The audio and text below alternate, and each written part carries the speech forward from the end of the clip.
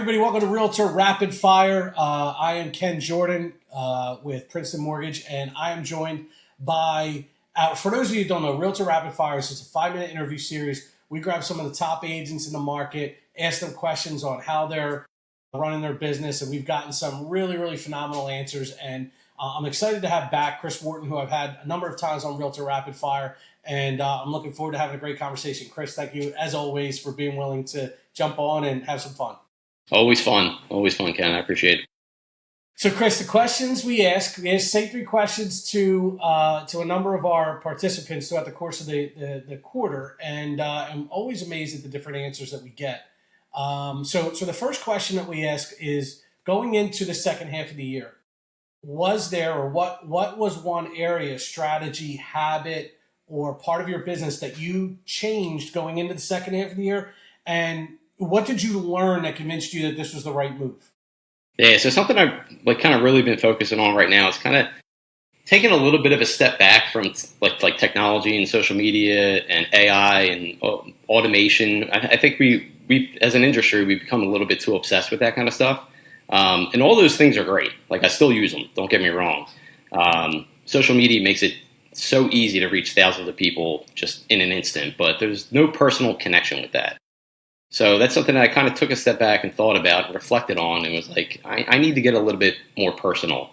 So I've just been doing something as simple as handwritten notes. Love that. Don't get me wrong. Don't have any expectation that this is going to be like a big thing to really move the needle on my business, but just something small. I think there's something to be said about kind of slowing down a little bit, writing a little, handwritten note. I do like one a day, but it's intentional and it's personal, and gotten pretty good reaction from it. I think there's something that happens because I do the same thing, and there's something that happens to me when I write a handwritten note. Right? It's not so much like, obviously there's some psychology around someone getting a handwritten note, especially in this day and age where it's so rare. Like, wow, this is really, really cool, thoughtful. Like, they're not going to throw it out, that's for sure. And it just shows that you're thinking about them. But there's something that happens to me when I take the time to write something.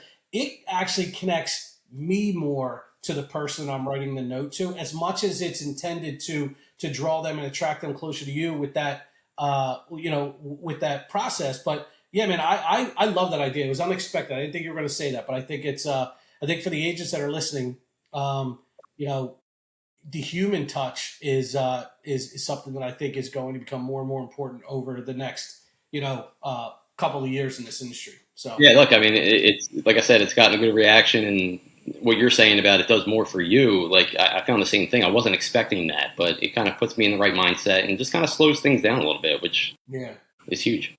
Yeah, awesome, great answer. All right, so we are in a crazy market. I feel like every other week there's a war. There's not a war. Rates are up, rates are down, inflation's a problem, tariffs, whatever. The buyers and sellers are hearing all that same thing. The market's great, the market's not great. So what are you doing? How are you communicating with your buyers and sellers right now, with your clients, to help them kind of cut through all that noise and make sure that they're making the right decisions with confidence? Yeah, I mean, that's the biggest thing, is try to remove the noise, right? Like, I feel like everybody's being bombarded, with that noise. One headline says, right now is the time to buy, and the other one says the market's about to crash, right? I think realtors and lenders and, all of us, like myself included, kind of get caught into that trap a little bit of kind of using those little catchphrases, marry the house, date the rate sort of thing, or make comparisons of interest. Well, back in the 80s, rates were high too. Like, I think we just need to cut through all that stuff and really just get to just being true, honest, and authentic about what market we're actually in. Like, don't hide from the fact that this market is challenging. Like, let people know that. Give them your expert opinion on what you're experiencing, because we all are experiencing. We can't ignore it and pretend like it's not happening. So the advice has to be personal and specific to the individual, not as a broad sense on a national level. So really, I try to stop talking about the market so much and just more about that person's situation. Yeah. My favorite kind of mindset when it comes to market conditions is, the only time the market matters, honestly, is the day you buy your first house and the day you sell your last house. Because in between, you're going to either deal with or benefit from whatever the market happens to be. If the market's up and you're a seller, great. If the market's up and you're a buyer, fine. But if you're selling something, there's a benefit there. So like, and we're talking about a 30-year window, the day you buy your first house and the day you sell your last house. So really, it doesn't matter what the market's doing. What matters is what is it you need, and how can we put together a plan that's going to get you what you need. So Yeah, look, I think that's a great answer. it's find out like, hey, why are you moving? What's your timeline? Right. Can you comfortably make a move? What happens if you wait another year? Like, what are the consequences there? Nobody knows what the market's going to be a year from now, but if moving makes sense for that person today, I'll encourage them to move forward. If it doesn't make sense, then I'm going to tell them that also. Yeah.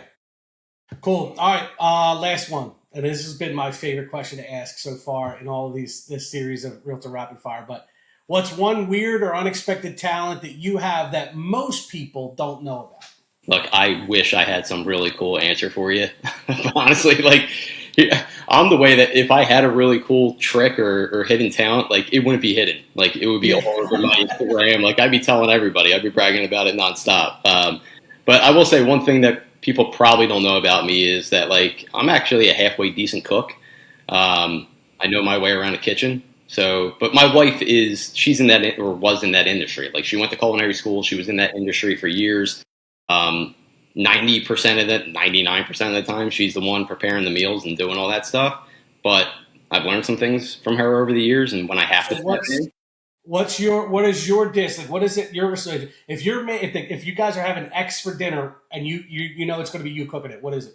my favorite thing to make is like sausage and tortellini. Oh, That's okay. anything Italian really, but that would be my go-to. The thing I cook most often is breakfast, just because me and my wife are on different schedules with breakfast, so I just cook it myself. And honestly, I can't go wrong with anything I can do on the Blackstone. Like, I've been all about that lately. Like, and I'm Love my Blackstone. having fun with it, getting more into it, making like those, smash burgers and the smash tacos. I made like a smash chicken parm taco type of thing. Just experimenting, having fun with that. Awesome, man. I love it. All right, so I'm going to pop quiz you now. I'm going to hit you with a culinary term. Ooh, oh, jeez. You didn't know this was coming. I'll be impressed if you know what it is. You ready? All right. What is a chiffonade? That I don't know. All right. I hate with a hard I one. thought you were going to say That sushi. is when you cut you roll up leaves and you cut it into strips, into ribbons. Okay. All right. Right. So I'll look it up and try it out. I hit you with a hard. Ask your wife if she knows what a chiffonade is. I guarantee you she does. She'll know. Yeah. And now you know. You can impress her. Be like, honey, I'm just going to chiffonade this basil real quick. Like, what the? That would have her looking sideways. Yeah. All right, cool, man. Well, thank you as always, my friend. I really do appreciate it. Thank you for always sharing your ideas and your thoughts with the rest of the real estate community. Ken, you're the man. Appreciate it. Take care. Yeah.